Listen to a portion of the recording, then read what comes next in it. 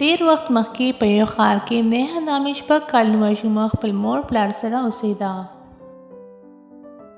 نیها سره په پلار ډېره مینه کوله. نیها له به پلار په هر یو کال کې سالګرې موقع باندې یو ښکلی او قیمتي تحفه ورکوله.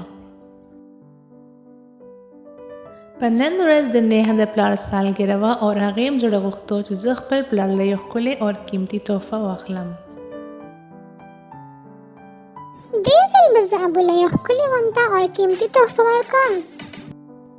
دې چې څنګه دا سوچ وکړو نو دا زر زر خپلې کمرې ته لاړه او خزانه یې راواغېسته، خو په خزانه کې ډېرې لږې پیسې وې. ما خو په ټوله پیسو لږې ورځې مخکې یو ګوډۍ اغوښتې وه. زه به اوس ابو له ښکلي غونډه ګفټ څنګه اخلم؟ دا پیسې خو ډېرې لږې دي.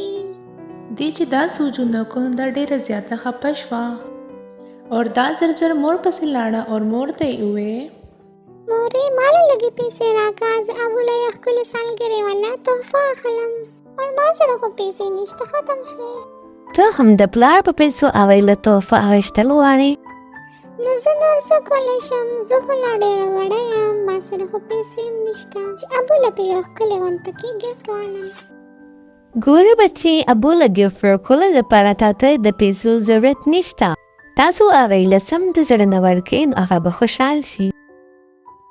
مور ورته داسې وویل او هغه هلته نه لاړه. نیها په کچن کې ولاړه وه او د یې په ذهن کې یو خیال رالو. نیها د کچن نه بهر منډه کې او سټور روم ته لاړه. سټور کې ډېر شي ډبې خالي پراتو. نیها ته یو ښکلې سم غونته ډبې راواخیستو او خوشحاله خوشحاله خپلې کمرې ته لاړه منډې کې.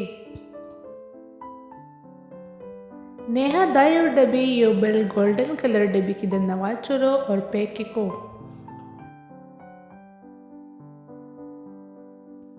چې څنګه سهار شو نیها خپل پلار کمرې ته لاړه، ډېره خوشحاله وه او پلار له یې ګفټ ورکو او پلار ته یې وویل: هیپی برتھډے ابوجي.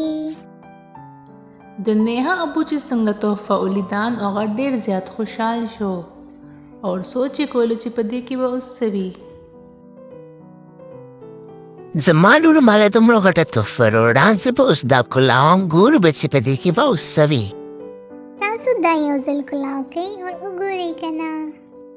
د نیها ابو تحفه کولاول شروع کړو. چې تحفه څنګه ټوله کولاو شو چې ویې کتو دننه پکې هېڅ څه نو، ډبې بالکل خالي وو.